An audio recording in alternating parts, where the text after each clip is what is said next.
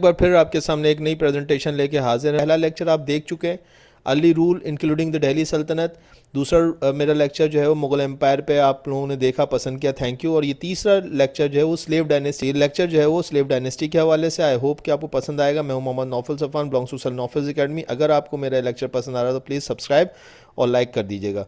آگے چلتے ہیں بنا ٹائم ضائع کیے. تو واٹ از سلطنت دہلی؟ تو دیکھیے سلطنت دہلی کے اندر سلطان کیا ہے, یہ پہلی ایک چیز کو سمجھ لیجیے کہ سلطان ہوتا کیا ہے. یہ ویسل آف کیلف کا مطلب اردو میں یہ کہہ لیجیے کہ خلیفہ کا نمائندہ ہوتا ہے. تو کیا یہ خلیفہ اس کو بھیجتا ہے؟ جی نہیں, خلیفہ نے اس کو نہیں بھیجا ہوتا ہے. بہرحال مسلمان رولرز جو ہیں وہ آپ جانتے ہیں کہ مسلمانوں کے یہاں ایک کانسیپٹ یہ ہے کہ خلیفہ ایک ہی ہوگا, وقت کا خلیفہ ایک ہوگا, رولرز ڈیفرنٹ ہو سکتے ہیں. مملوک ڈائنیسٹی ہے, سلیو ڈائنیسٹی کا, تو یہ بھارت کے اندر آغاز تھا مسلمانوں کے رول کا. 1206 عیسوی کی بات میں کر رہا ہوں. تو یہاں پہ جو ہے وہ قطب الدین ایبک اور ان کے مالک یا ان کے بادشاہ معز الدین, جس کو ہم شہاب الدین غوری کے نام سے بھی جانتے ہیں, وہ یہاں پہ انڈیا میں داخل ہوتا ہے. اور قطب الدین ایبک ان کا کمانڈر ہوتا ہے, جو کہ بعد میں انڈیپینڈنٹ ہو کے جو ہے وہ انڈیا کے اندر اپنی رولنگ قائم کرتا ہے. لیکن یاد رکھیے کہ انڈر دا سوزینٹی آف عباسڈ کیلفس یہ لوگ کام کرتے رہتے ہیں. اور آگے چل کے عباسڈ کیلف جو ہے وہ آپ کو پتہ ہے کہ ہلاکو خان نے 1258 کے اندر اس کو ہلاک کر دیا تھا. لیکن یاد رکھیے گا کہ یہ جو سلطنت دہلی ہے یہ اس وقت بھی عباسڈ کیلیفیٹ کے انڈر میں ہی چلتی رہی. اور انہوں نے سکہ جو ہے وہ خلیفہ کا, عباسی خلیفہ کا ہی ہندوستان کے اندر چلتا تھا. سلطان یہ اپنا آپ کو ایکوائر کرتے تھے, لیکن سکہ جو ہے وہ عباسڈ کیلیفیٹ کا ہوتا تھا. بڑی یونیک بات میں آپ کو بتا رہا ہوں. اس کے ساتھ ساتھ جو ہے وہ جمعہ خطبے میں بھی خلیفہ کا ہی ذکر ہوتا تھا عباسڈ کیلف کا. حالانکہ عباسڈ کیلیفیٹ ختم ہو چکی تھی, لیکن یہ لوگ اسی کو ہی ریپیٹ کرتے رہتے تھے, کیونکہ اس وقت فاطمی ڈائنیسٹی ضرور تھی. لیکن فاطمی ڈائنیسٹی کیونکہ شیعہ سیکٹ تھا اور وہ شیعہ اپنے آپ کو کال کرتے تھے, تو اگر یہ لوگ اس فاطمی ڈائنیسٹی کے انڈر میں جاتے تو ان کو اپنا سیکٹ چینج کرنا پڑتا. تو یہ لوگ عباسڈ کیلیفیٹ کو ہی فالو کرتے رہے. ٹھیک ہے جی, یہ ایک اہم بات جو میں آپ کو یہاں مینشن کرنا ہے. سلطان ایک جو ہے وہ یاد رکھیے گا ویسل آف کیلف ہوتا ہے. ٹھیک ہے جی, آگے چلتے ہیں, تھوڑا سا بیک گراؤنڈ میں چلتے ہیں. تو آپ یاد رکھیے کہ جو مسلم رول ہے انڈیا کے اندر اس کو آپ دو حصوں میں ڈیوائڈ کر سکتے ہیں.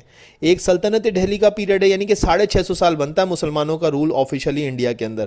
تو پہلا جو سلطان کا آج ہم ذکر بھی کریں گے قطب الدین ایبک, جو کہ سلیو ڈائنیسٹی, جو سلطنت دہلی کی 5 ڈائنیسٹیز میں سلطنت دہلی ڈیوائڈ ہو جاتی ہے, اس میں پہلی ڈائنیسٹی جو ہے وہ سلیو ڈائنیسٹی, اس کا بھی پہلا رولر تھا یہ.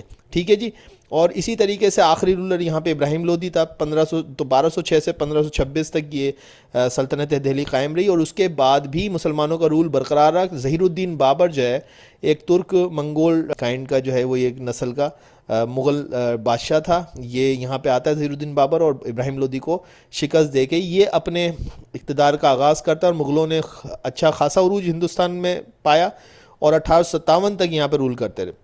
ریکیپ کر لیں تو 712 عیسوی کے اندر محمد بن قاسم جو ہے یہاں پہ داخل ہو رہے ہیں. 610 عیسوی میں اسلام کا ظہور ہوتا ہے. نبی پاک صلی اللہ علیہ وسلم عرب کی سرزمین پہ جو ہے وہ اسلام کا جو ہے وہ پرچار کرتے ہیں. اور مسلمان آپ دیکھتے ہیں کہ تیزی سے 100 سال کے اندر جو ہے وہ ایکسپینڈ ہو جاتے ہیں.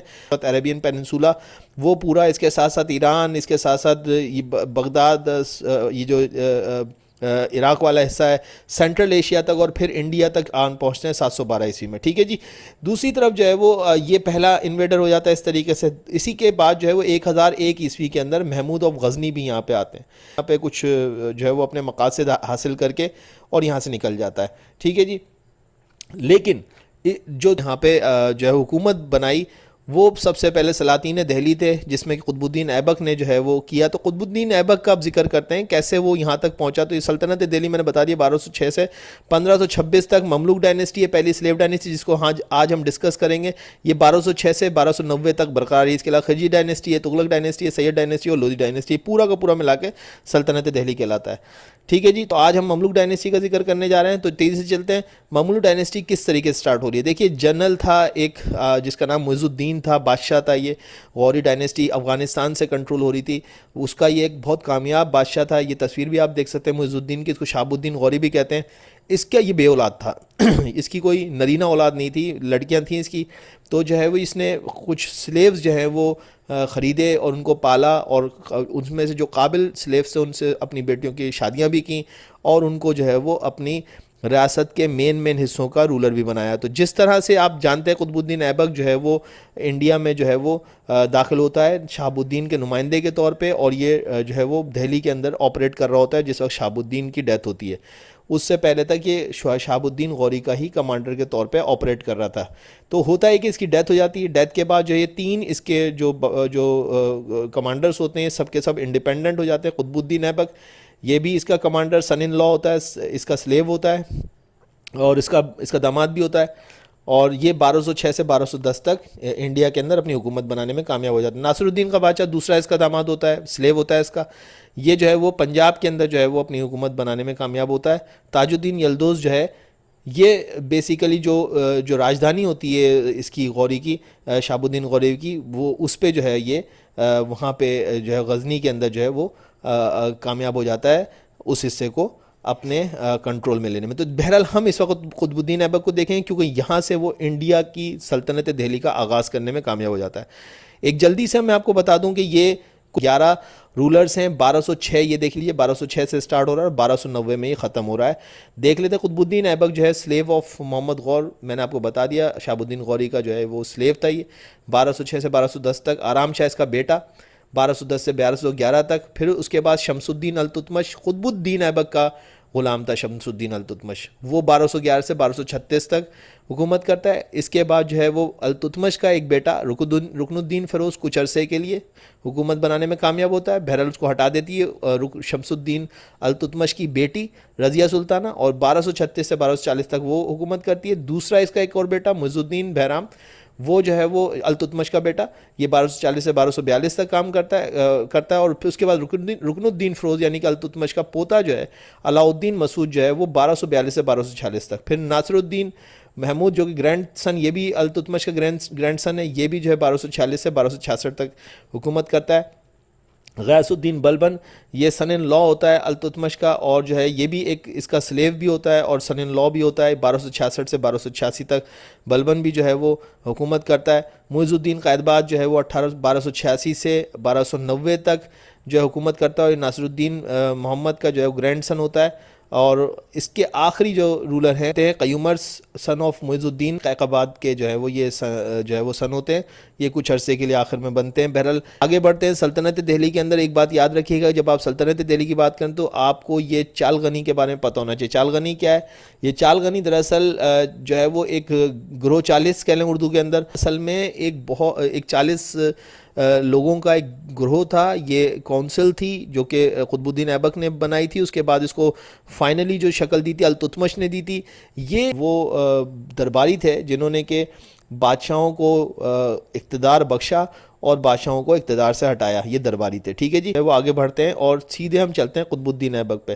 قطب الدین ایبک ہندوستان میں ایک مستقل سلطنت قائم کرنے میں کامیاب ہوا. بر صغیر و پاک و ہند کا پہلا فرما روا ترکی نسل کا تھا. بچپن میں حاکم نیش پور قاضی فخر الدین عبدالعزیز کوفی نے اسے خریدا. شہ سواری تیر اندازی کی تربیت حاصل کی. قاضی فخر الدین کی وفات کے بعد اس کے بیٹوں نے قطب الدین کو فروخت کر دیا. چنانچہ وہ غزنی میں سلطان شہاب الدین غوری کے ہاتھوں فروخت ہوا. محمود غوری کی کیونکہ نرینہ اولاد نہ تھی, وہ اپنے ترک غلاموں کو اولاد کی طرح پالتا تھا. انہیں تربیت و تعلیم و تربیت سے بہراور کرتا تھا. جو صاحب کمال نظر آتے تھے اسے اہم منصب پر فائز کرتا تھا. قطب الدین ایبک نے کئی مہموں میں اپنی بہادری اور دلیری کے جوہر دکھائے. چنانچہ ترائن کے دوسری جنگ 1192 میں بیٹل آف ٹرین کہلاتی ہے انگریزی میں, اس میں جو ہے پرتھوی راج چوہان کو شکست کے بعد سلطان نے قطب الدین ایبک کو اپنا نائب سلطنت مقرر کیا اور بر صغیر میں مزید فتوحات پر مامور کر کے خود غزنی واپس چلایا. تو یہاں پہ جو ہے وہ قطب الدین کو جو ہے کھلا ہاتھ مل گیا. 1192 سے 1194 کے دوران میں قطب الدین نے ہانسی, میرٹھ, بلند شہر, دہلی, کوئل جس کو علی گڑھ کہتے ہیں, قنوج اور بنارس کو فتح کیا. اس میں متعدد سرکش راجاؤں پر قابو پایا. 1196 سے 1197 میں گجرات, انہولہ, رنت تھمبور کے اہم قلعوں پر قبضہ کیا. 1202 کے اندر تک شمالی ہندوستان کے فاتح کی حیثیت اختیار کر گیا. 1206 میں سلطان محمد غوری کی وفات کے بعد قطب الدین لاہور پہنچا جہاں اس کی تاج پوشی کا جشن منایا گیا. سلاطین دہلی کے لیے وسط ایشیا کے طرف سے ہر وقت خطرہ رہا کرتا تھا. چنانچہ تاج الدین یلدوز قطب الدین سے شکست کھانے کے بعد باوجود خطرہ بنا رہا ہے. اس سے تعلقات استوار کرنے کی خاطر قطب الدین نے تاج الدین یلدوز کی بیٹی سے شادی کر لی. نیز اپنی ایک بیٹی کی شادی ناصر الدین قباچہ حاکم ملتان سندھ سے کر دی، اور دوسری طرف اپنی ایک دوسری بیٹی شمس الدین سے بیاہ دیا۔ اس رشتوں کی وجہ سے قطب الدین ایبک کی سلطنت بہت مستحکم ہو گئی، لیکن قدرت نے اس نظام حکومت کے میدان میں تنظیمی قابلیت اور فہم و فراست کے جوہر دکھانے کا موقع نہ دیا۔ اس کا نظام حکومت فوجی نوعیت کا تھا۔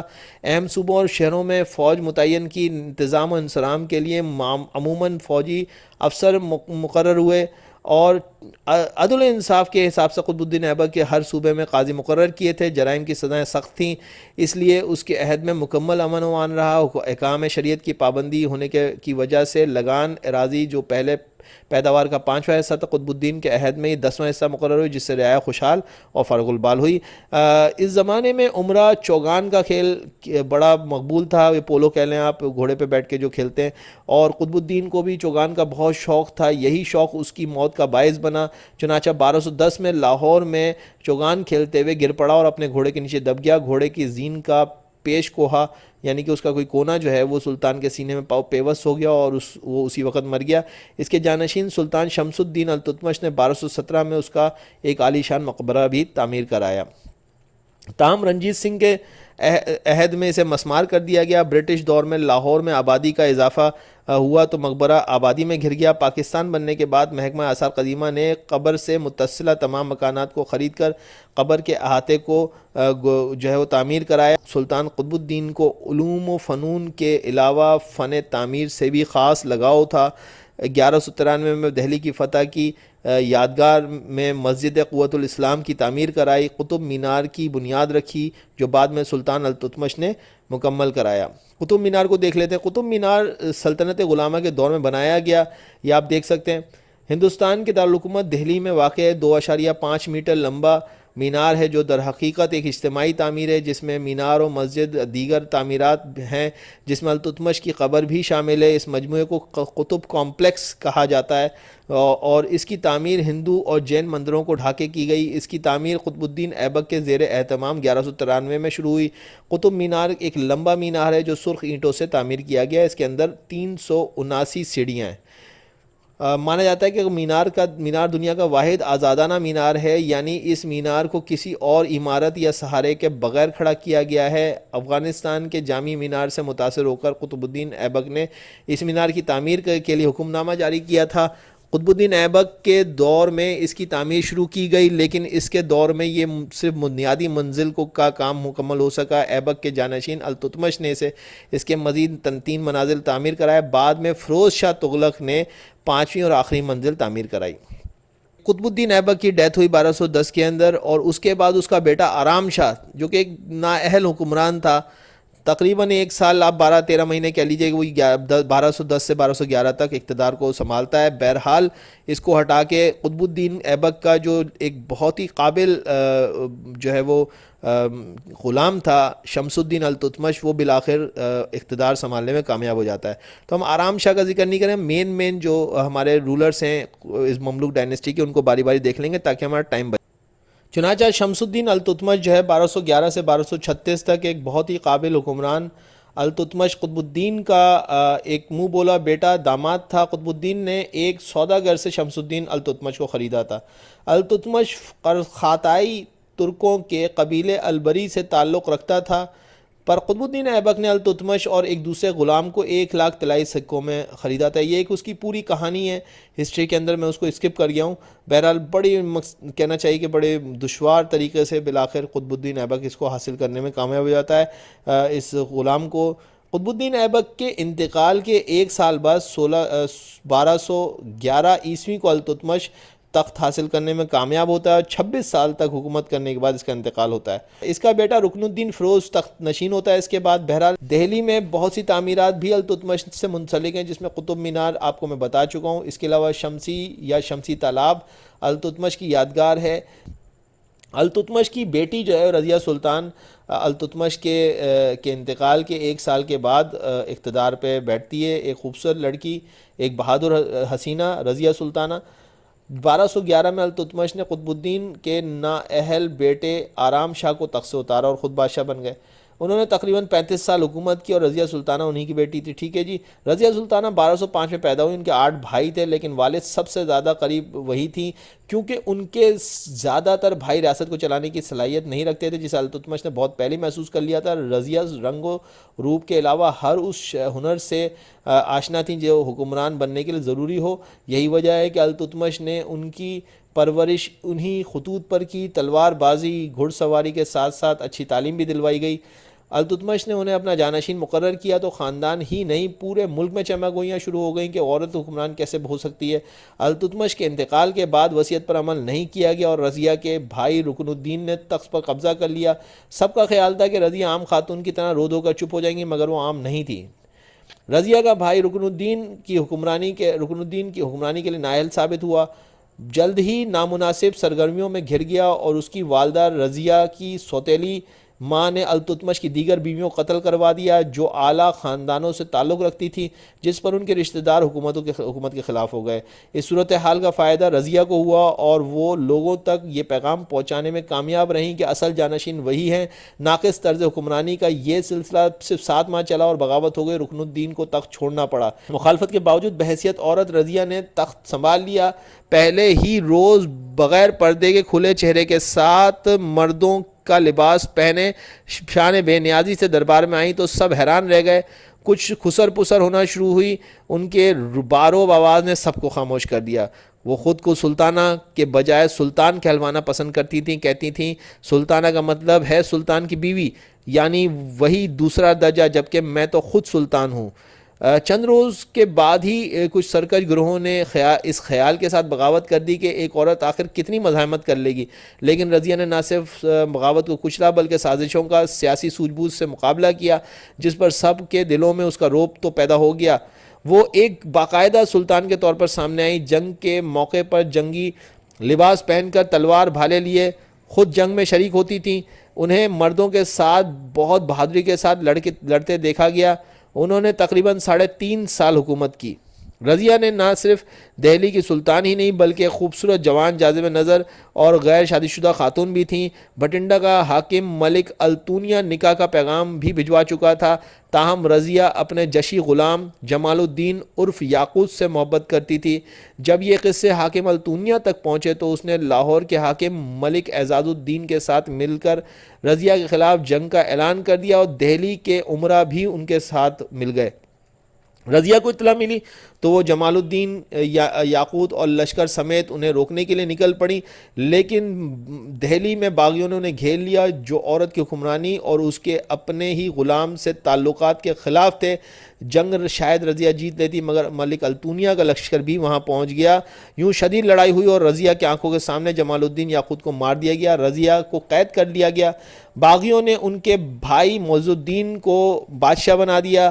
امکان یہی تھا کہ رضیہ کو قتل کر دیا جائے گا، تاہم التونیہ نے پیشکش کی کہ اگر وہ اس سے شادی کر لیں تو جان بخشی کروا سکتا ہے۔ رضیہ نے کچھ لمحے سوچنے کے بعد ہاں کر دی۔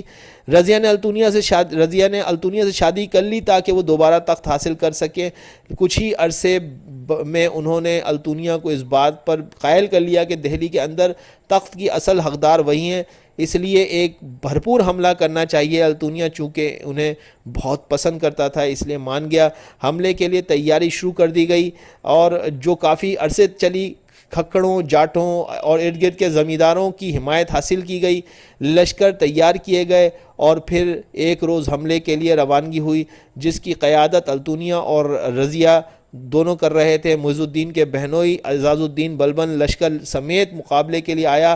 شدید لڑائی ہوئی لیکن رضیہ التونیہ کو شکست ہوئی اور فرار ہو کر واپس بھٹنڈا جانا پڑا۔ کچھ عرصے بعد پھر منتشر فوج کو جمع کیا اور ایک بار پھر دہلی پر حملہ کیا۔ نتیجہ اب کے بھی مختلف نہ تھا اور رضیہ التونیہ کو ایک بار پھر فرار ہونا پڑا، جس میں رضیہ سلطانہ اور ملک التونیہ کو شکست کا سامنا کرنا پڑا۔ دونوں کو گرفتار کر لیا گیا۔ اگلے روز معز الدین کے حکم سے دونوں کو قتل کر کے وہیں دفن کر دیا گیا۔ بعد میں رضیہ سلطانہ کے چھوٹے بھائی سلطان ناصر الدین محمود نے دونوں کی قبروں پر ایک خوبصورت مقبرہ بھی تعمیر کرایا تھا۔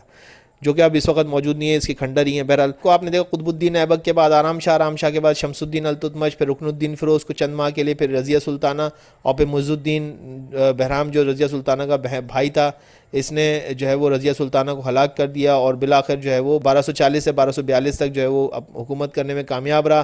اس کے بعد جو ہے وہ رکن الدین فیروز کا بیٹا جو ہے وہ علاؤ الدین مسعود 1242 سے 1246 تک رہا۔ اس کے بعد ناصر الدین محمود گرینڈ سن التتمش وہ بھی۔ لیکن میں اب دوبارہ سے جو ایک اور کامیاب حکمران ہے اس کا ذکر کرنا چاہتا ہوں، 1266 سے 1286 تک غیاث الدین بلبن۔ یہ سن ان لا تھا، التتمش کا داماد تھا، غلام بھی تھا اس کا، اور موسٹ پاورفل رولر تھا سلیو ڈائنیسٹی کا، سب سے پاورفل رولر یہ رہا غیاث الدین بلبن۔ اس کا ذکر کیے بغیر یہ پوری کی پوری کہانی مکمل نہیں ہوگی۔ تو قطب الدین ایبک کو آپ جانتے ہیں کہ وہ بھی یہاں پہ آپ کو نظر آ رہا ہے کہ غلام ہے، شمس الدین التتمش بھی یہاں پہ غلام آپ کو نظر آ رہا ہے، اور غیاث الدین، جتنے بھی پاورفل رولر ہیں وہ سارے کے سارے اس ڈائنیسٹی کے اندر غلامی تھے، جس کی وجہ سے اس ڈائنیسٹی کا نام سلطنت غلامہ کہا جاتا ہے۔ تو چلتے ہیں سلطان غیاث الدین بلبن کو دیکھ لیتے ہیں۔ 13 جنوری 1287 کو ان کی وفات ہوتی ہے، 1201 کی ان کی پیدائش ہے، اور 85-86 سال ان کی عمر ہے۔ مقبرہ ان کا جو ہے وہ بلبن مہرولی دہلی کے اندر ہے۔ تو دیکھ لیتے ہیں ہندوستان میں خاندان غلامہ کا 8واں حکمران سلطان غیاث الدین بلبن بھی ایک غلام تھا جو بکتا ہوا ہندوستان پہنچا اور سلطان التتمش کی غلامی میں پہنچا۔ ایک سقا یعنی پانی بھرنے والا تھا، اور وہاں سے ہی ترقی کرتے کرتے سپہ سالار بن گیا اور بالآخر اقتدار تک جا پہنچا۔ تاریخ بتاتی ہے خود نہ تو خود ہنستا تھا، نہ کسی دوسرے کو ہنسنے کی اجازت دیتا تھا۔ بہت ہی بردبار، بہت ہی سیریس قسم کا یہ، اور سلیو ڈائنیسٹی، مملوک ڈائنیسٹی یا سلطنت غلامہ جو بھی آپ کہہ لیجیے، اس کا سب سے پاورفل حکمران جو ہے وہ سلطان غیاث الدین بلبن تھا۔ ہر صورت میں انصاف کو قائم رکھنے کی کوشش کرتا تھا۔ ایک بار سلطان بلبن اپنے وزراء کے ساتھ میدان میں تیر اندازی کی مشق کر رہا تھا، اچانک اس کا نشانہ خطا ہو گیا اور وہ تیر ایک بیوہ عورت کے بچے کو جا لگا اور بچہ ہلاک ہو گیا۔ سلطان کو پتہ نہ چل سکا، وہ عورت قاضی سراج الدین کی عدالت میں پہنچ گئی اور روتے ہوئے سلطان کے خلاف شکایت لکھوائی، سلطان کے تیر سے میرا بچہ ہلاک ہو گیا۔ قاضی سراج الدین نے عورت کی بات پوری سنی، توجہ سے سنی، اور پھر اسی وقت سلطان کے نام خط لکھا کہ آپ کے خلاف شکایت آئی ہے، فوراً عدالت میں حاضر ہو جائیں، اپنے خلاف آنے والی شکایت کا فوری جواب دیں۔ پھر یہ حکم عدالت کے پیادے کو دے کر ہدایت کی کہ یہ حکم نامہ فوراً سلطان کے پاس لے جاؤ۔ پیادے کو یہ حکم دے کر قاضی سراج الدین نے ایک کوڑا نکالا اور اپنی گدی کے نیچے چھپا دیا۔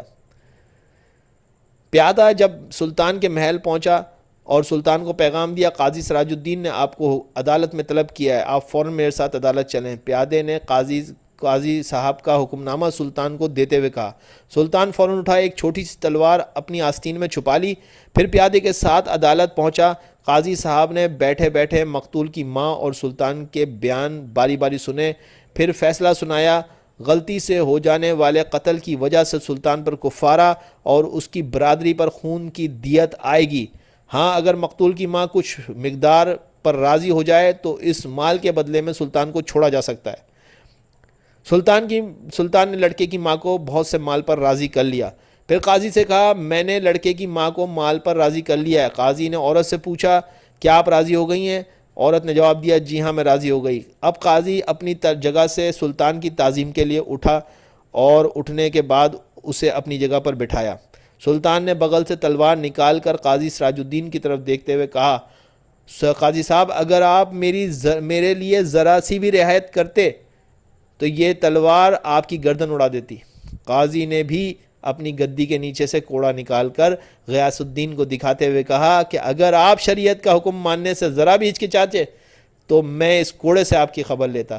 بے شک یہ ہم دونوں کا امتحان تھا۔ تو دیکھیے یہ جو ہے وہ آپ کو نظر آتا ہے کہ کس طریقے سے سلطنت غلامہ کے اندر پاورفل رولرز جو ہیں وہ کام کرتے رہے۔ بہرحال میں نے کوشش کی کہ اس کے جو ہے وہ مین چیدہ چیزیں آپ کو بتاؤں۔ آئی ہوپ کہ آپ کو پسند آئے گا۔ سبسکرائب اور لائک کر دیے گا۔ Thank you.